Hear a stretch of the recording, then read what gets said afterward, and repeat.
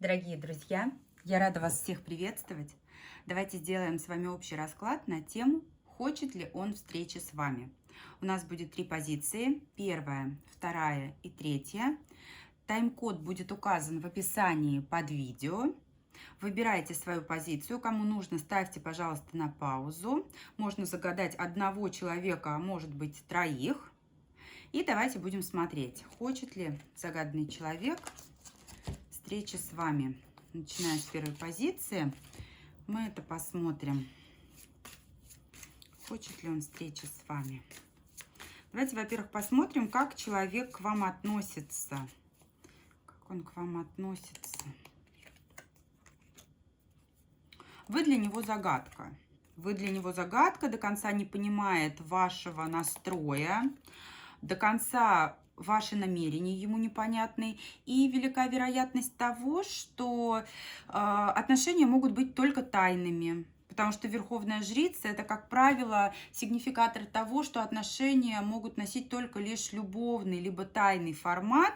Это, как правило, говорит о треугольниках. Либо же вы не свободны, либо же у него есть кто-то еще на примете. Вы ему приятны, вы ему интересны, но дело в том, что он не рассматривает взаимодействие с вами как нечто такое серьезное. Хотя не исключает того, что в дальнейшем может все приобрести такие более серьезные обороты. Каковы его чувства к вам? Какие чувства он к вам испытывает? Страсть, уважение.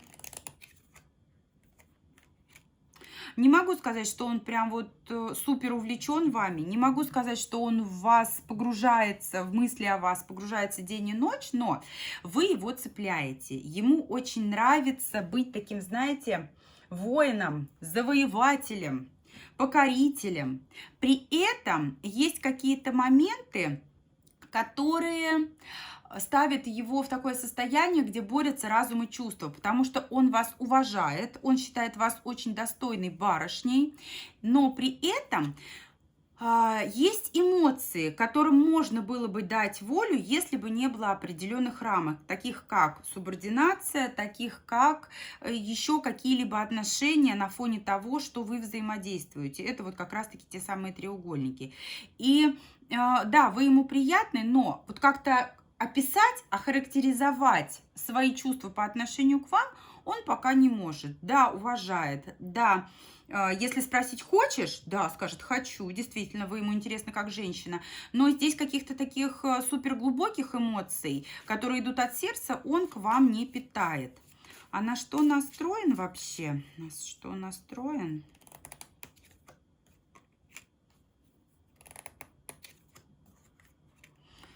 Вы знаете, я не могу сказать, что он готов поддаться вашим чарам и окунуться в омут с головой. Здесь будет такое, знаете, взаимодействие, когда вот каждый перетягивает одеяло на себя. Здесь будет стрельба глазами, здесь будет некая такая, ну, что-то вроде игры в поддавки. Но окунаться вот прям в пучину этих взаимоотношений он не спешит. Ему важно избежать проблем, которые могут повлечь какие-то действия с его либо с вашей стороны. Грубо говоря, ему самое главное, да, он может пострелять глазами, но ему самое главное держать ситуацию под контролем, чтобы ему потом не жалеть о содеянном, не жалеть о том, что он что-то себе лишнее позволил.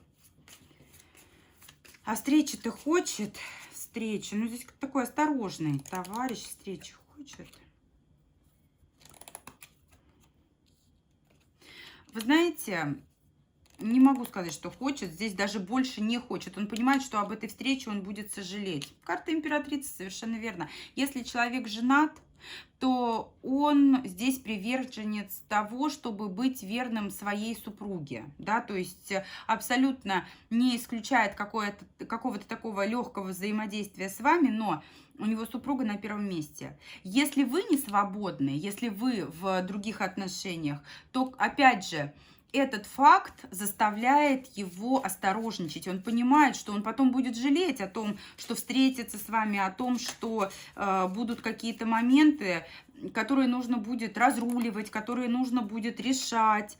Но общение с вами он готов поддержать на таком пока либо дружеском, либо деловом уровне.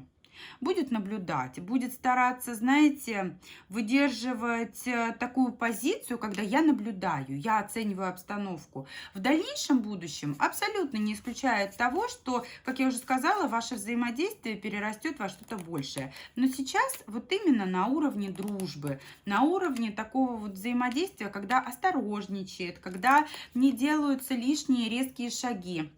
Опять же, король Пентаклей. Человеку важна стабильность. Если человек семейный, да, либо в других отношениях, вот это для него сейчас приоритетно. То же самое в том случае, если не свободны здесь вы. Вот он, знаете, вот запретный плод, хоть он и сладок, но здесь товарищ такой, я бы сказала, стойкий к искушениям. Поэтому...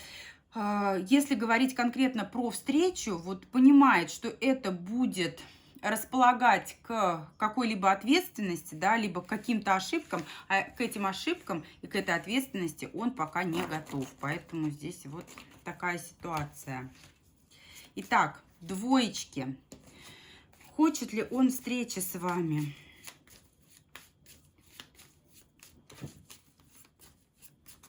Как человек к вам относится? Ой, серьезно прям относится.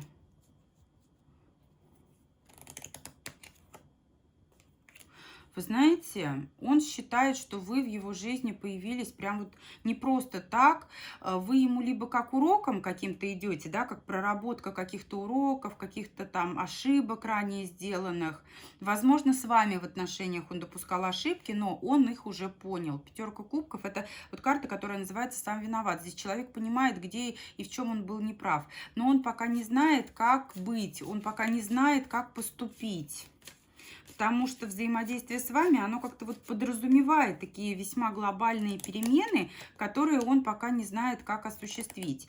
И поэтому ему сейчас даже не предпринять какое-то решение, не осуществить какое-то действие, потому что он вот прям связан по рукам и ногам, он даже не знает, как быть.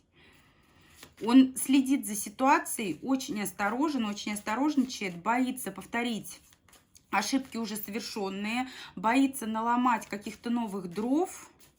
Как-то непросто. Нужны перемены. С чем связаны перемены? Какие-то шансы, возможно, финансы.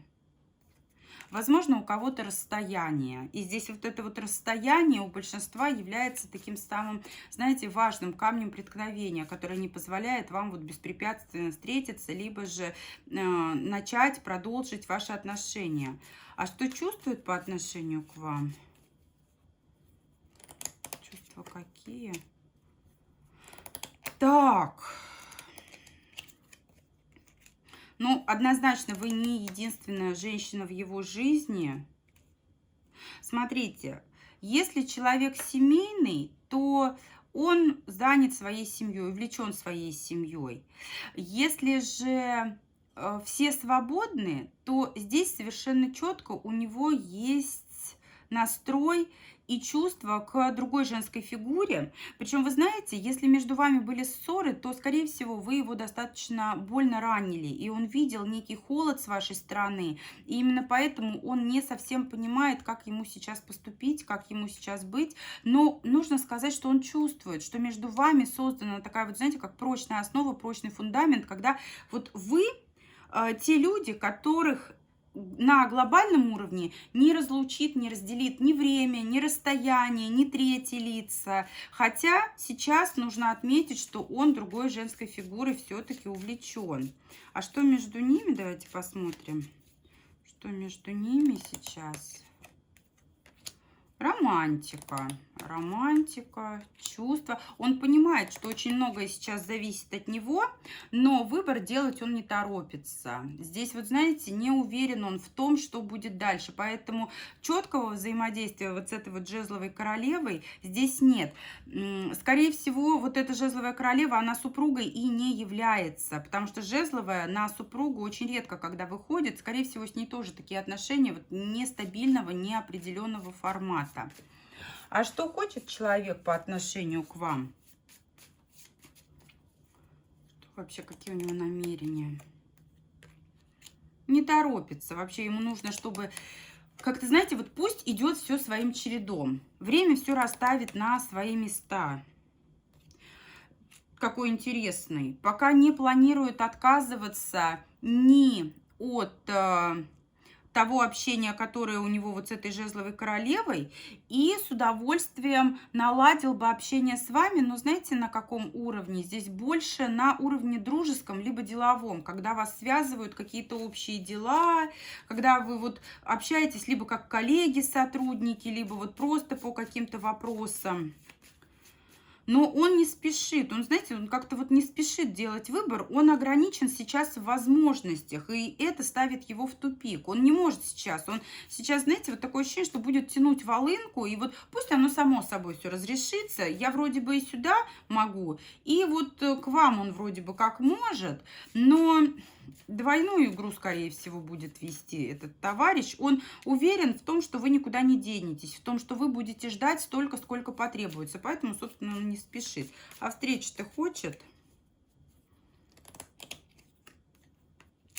Не сейчас. Вот сейчас ему эта встреча невыгодна. Должны поменяться обстоятельства, должна поменяться ситуация. Ему пока так нормально, ему пока так хорошо. Потому что у него есть общение вот с этой вот барышней, его пока все устраивает. Ему пока не до встреч. Вот на взаимодействие с вами он согласен, но опять же, либо дружеский формат, либо деловой. Он знает, что вы никуда не сбежите, но вот эти вот ограничения, вот эти вот моменты, когда ситуация должна меняться, они являются вот тем самым фактором, который будет способствовать тому, чтобы он все-таки вот эту встречу с вами захотел. Поэтому здесь такой вот хитрый товарищ, который пока увлечен вот этой вот другой женской фигурой. Такие у нас двоечки. Благодарю всех за просмотр. Буду рада обратной связи, буду благодарна за нее. Итак, идем к троечкам.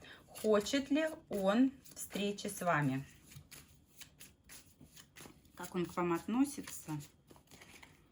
Как он к вам относится? Закрыт, обижен. И как-то вот, знаете, здесь человек на вас обижается. Обижается, сам не знает, чего хочет, считает, что время все исцелит, время все расставит на свои места. Но здесь есть боль и обида по отношению к вам. Он считает, что все излечит время, все расставит на места время. И если говорить сейчас о том, как ты относишься, чего ты хочешь, он скажет: я не знаю, я не пойму, мне нужно время, я должен остыть, должно вот что-то решиться, должно что-то пройти, мне сделали больно, я потом отвечу на ваш вопрос, я сейчас не готов с вами об этом разговаривать. Что чувствует к вам? Его чувства к вам... Ой, но ни в коем случае вас он не отпустил. У вас, скорее всего, пауза сейчас, либо в блоках у кого-то. Кто-то может быть не свободен. Для тех, у кого все свободны, здесь, знаете, вы для него продолжаете оставаться главной женщиной в его жизни. Он вас ни в коем случае не отпустил, но он как сухарь. Он держит эти чувства в себе. Он их не проявит, он не покажет. Очень сильно вас любит, очень большое значение, главную роль отводит вам в своей жизни, причем эти чувства, они искренние, они идут прямо от сердца, но вот эта боль, она велика, и пока он на вас обижается. Вот закрылся в себе, но он вас не отпустил, не скажет ни слова, не расскажет, как ему больно, как ему сложно, как вы ему дороги, будет пока сидеть. Но вы для него, как уже сказала, важны. А что хочет от вас? Что хочет от вас? Очень хочет развития отношений. Очень хочет, чтобы все было так, как он говорит. Причем, вы знаете, здесь даже не идет речь о том, чтобы взять реванш, как-то, знаете, нанести вам ответный удар. Нет, этого он не хочет. Он хочет примирения. Он хочет, чтобы было развитие ваших отношений, но при этом, чтобы была игра по его правилам. Вот как я говорю, так все и будет. И, пожалуйста, я готов в том случае, Если все по-моему, я готов буду вот прям дальше идти, на новый уровень отношения выводить, да, куда-то там ехать, куда-то бежать, куда-то мчаться, делать так, чтобы мы с тобой были вместе. Что еще хочет от вас? Как? Давайте спросим, каким образом он вообще это хочет, если он вот время тянет. Каким образом он хочет? Примирение. Вот примирение. Причем, вы знаете, если намечаются какие-то мероприятия, там свадьбы, дни рождения, какие-то там фуршеты, банкеты, возлагает надежды на вот эти фуршеты. И вы знаете, возможно, через кого-то из общих знакомых, причем здесь женская фигура идет, здесь как будто бы через нее идет такое взаимодействие. Либо же кто-то вас, да, пригласит в одно место, либо кто-то вас вот как-то вот подведет друг к другу и сгладит эти острые углы. Либо же на вас он возлагает вот эту миссию, чтобы зарыть вот этот топор войны, чтобы вы сумели загладить ту вину, да, потому что он считает, что вы его обидели, ту вину, которую вы, собственно, которую он, точнее, возлагает на вас. А хочет ли встречи?